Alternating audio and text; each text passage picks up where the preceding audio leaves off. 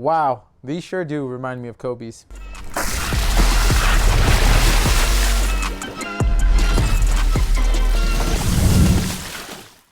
What's up guys, Vinny here with Sneaker Tweaker and welcome back to another video. Today we have the performance review on one of probably my favorite shoes of the year, the Way of Wade 808-3. Now, there's the 808-3 and the 808-3 Ultra. This is the performance review on just the 808-3, and stay tuned for the Ultra and possibly a versus video on both of them. Now, this shoe, like I said, is very reminiscent of the Kobe line and the 808-3. Also, last year, the 808-2 was very reminiscent of Kobe's. And these are one of the many shoes right now you can get on the market that perform like Kobe's shoes, but they don't have the ridiculous price that Kobe's do in the market now. These shoes are pretty much, I mean, if I were to, because it's the 808-3, not the 808-3 Ultra, if I were to kind of compare it, it's like the EM version or the regular version, and the Ultra would be more like the elite version. Pretty much all aspects of this shoe I liked. There were some things I feel like could have been slightly better. However,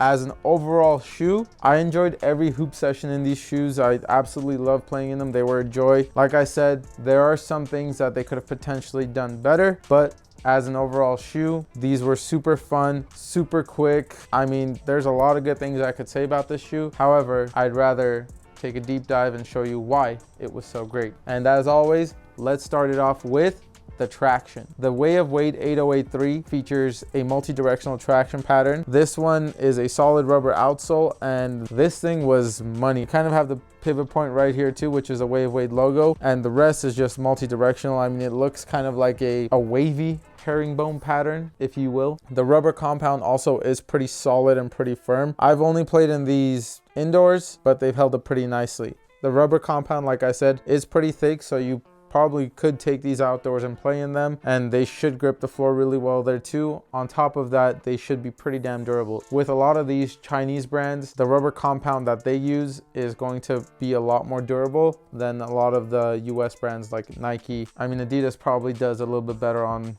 durability of rubber than Nike does. However, these Chinese brands, they do it better than all the other brands. Also, if you like a shoe that has a nice loud squeak, these things screech throughout the whole gym.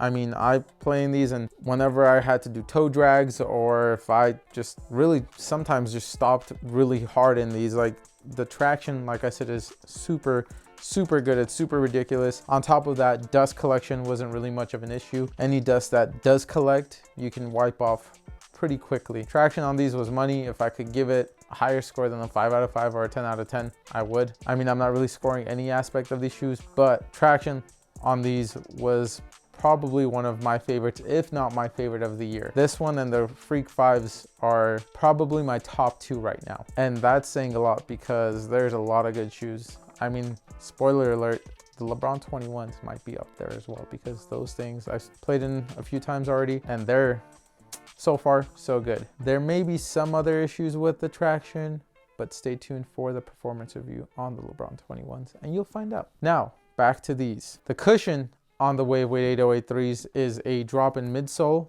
just like the 808-2s. However, with the 808-2s, you had a full cloud foam drop-in midsole. With the 808-3, you have a cloud foam midsole and you have boom in the forefoot. It's bottom loaded, but having boom is a definite upgrade than the 808-2 where it was all cloud foam. Not only that, but you do have a TPU shank plate built into the drop-in midsole as well. So torsional support, cushioning, all of that was amazing in these. I mean, the cushion could be a little bit better. I mean, it's pretty minimalistic still. However, if you do play like a guard and you're not really jumping up too much and need too much impact protection, then you should be good to go. For me, I jump a lot. I try and go for boards or blocks, whatever it is. So for the impact protection for me could have been a little bit better. However, in those games where I was shooting more, these worked great. Cushion wise, these were sufficient or more than adequate. For me though, though, I just like a more, I guess, beefier cushion setup. However, with this, the court feel was amazing as well. So if you do love court feel and you do love a decent amount of impact protection, then you're going to be good to go. As for the fit, these do fit true to size. I know on Wavewade's website, they normally recommend for you to go up half a size. For me, I always go true to size just because I like more of that one-to-one fit. Sometimes it bites me in the ass because I have to take a lot of time to break in the shoes and they hurt like hell. This wasn't one of those times. The 8083 was just good right out the box for me. I didn't have any squeezing, any pinching. I just put them on, laced them up, and I was good to go. Like I said, break-in time was very minimal, if any at all. I mean, even after my first session playing 2 hours in these, my feet weren't really hurting. My knees, however, like I said, because there wasn't too much cushion there, my knees felt it, but my feet were good. For the materials and the support, the Wade 8083 uses textile for the upper mainly, but you also have fuse going through a lot of the shoe. So not only do you have fuse going through the toe box and the toe cap area, but you also have fuse going through the eyelets, as you can see. And then you also have TPU pieces, and this large TPU piece, which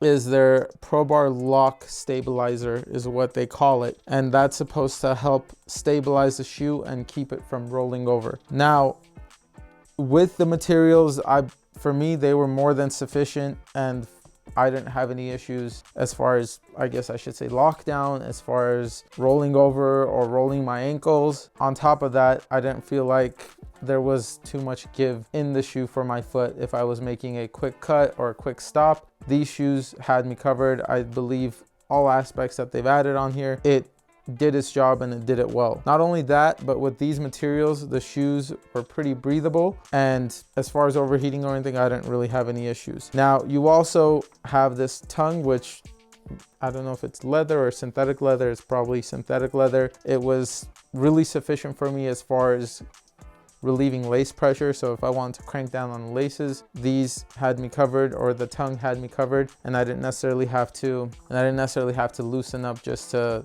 relieve lace pressure, but risk not having the lockdown that I like having in my shoes. On top of that, the rest of the tongue, from, I guess I should say, the middle of it to the end, is pretty perforated, so it helps with breathability. You do also have these rounded laces, and I really like, for me, I guess I really like the rounded laces. I used to really like the flat ones, but lately I've been liking the round ones more. I don't know what it is. I think the flat ones just kind of, forgot which shoe it was. One of the shoes I'm testing out has flat laces, and they were really like putting on a lot of lace pressure, and I think that's what really kind of made me not like them so much. But you also have this heel tab right here. Like I said, I love heel tabs in shoes. If I'm ever having trouble putting them on, it's a quick pull and push, and that's going to really help your foot get in there. Overall, these shoes were money, and every aspect, performance aspect of it, did great. So if you are looking for a shoe that's available on the market that performs like Kobe shoes did, and that's available, then these are going to be it. Now, they do come in this very basic box, and I wouldn't say it's anything to really rave about or anything like that. It's very, very basic, but it gets the job done. I mean, as far as keeping the shoes in there and getting them to you, or just storing them, that's what boxes are for, and it does that. Box presentation, it's not going to be great, but for a shoe like this, for an entry level, this is kind of an entry level shoe, but it's still a great performer. I wouldn't expect them to go over the top with the box. As for the weight, these are a size 9, and with the midsole in there, the Wade 8083 in a size 9 weighs in at 14.3 ounces, and that's, I guess I would say, on the heavier side for a size 9 from most of the shoes I've weighed. Without the midsole, however, they weigh in at 11.5. So the midsole in itself adds like 3 ounces. Now, if you guys are wanting the Wade 8083s, they do retail for $119, and you can get them at our affiliate link down below. It's funny that a lot of people mention, oh, if not for the midsole or whatever, like, you can take out the midsole and they're a lot lighter. But I feel like some people forget that if a shoe doesn't have a drop-in midsole, it still has a midsole, it still has tech in there. Just because you can't take it out in that doesn't necessarily mean that it's lighter or a drop in midsole is somehow heavier than if the shoe were just to have the tech built in there. I feel like I recently have come across that a lot, and it's just really like illogical. I guess it is what it is. That's just a little rant I had. We can move on. Now, a lot of people have also asked me, and they continue to ask me, where I get my socks from. Especially when I do my on-feet looks and my first impressions on my short clips, the ones that we put up on our TikTok, on our YouTube, Instagram. People see it and people ask us, you know, where do you get your socks from? Well, I get mine from Amazon, and I will have a link in the description below. But these are the socks I have. I only have like a bunch of white pairs and a bunch of black pairs, and the reason why I have it like that is because sometimes I tend to get shoes that are a little bit out there in color, or sometimes they're basic shoes. However, if you do get mute colors, then they generally tend to go with most, if not all, colors of shoes. So this just gives me a lot of flexibility. Now the white ones they're pretty much, they look like Nike Elite socks. These are cushion ones. So you do have cushioning throughout the socks. In the forefoot area, not necessarily, I guess, kind of the top of the midfoot, you do have perforations for breathability. But these socks, I absolutely love playing in them. They're super cheap. They come in a pack of 3, and they're great quarter length socks. And really, I mean, I don't like, for me, I don't like high tops. I like more quarter length socks, and these were great for me. If you guys are wanting these socks, check out our link in the description down below. If you guys have played in the Wade 8083 or the Wade 8083 Ultra, again, let us know your experience down below. If there are any other shoes you guys would like us to review, again, comment down below. For more content like this, or for more sneaker content, please like, subscribe, and follow. We'll see you guys in the next one. Peace. Wow!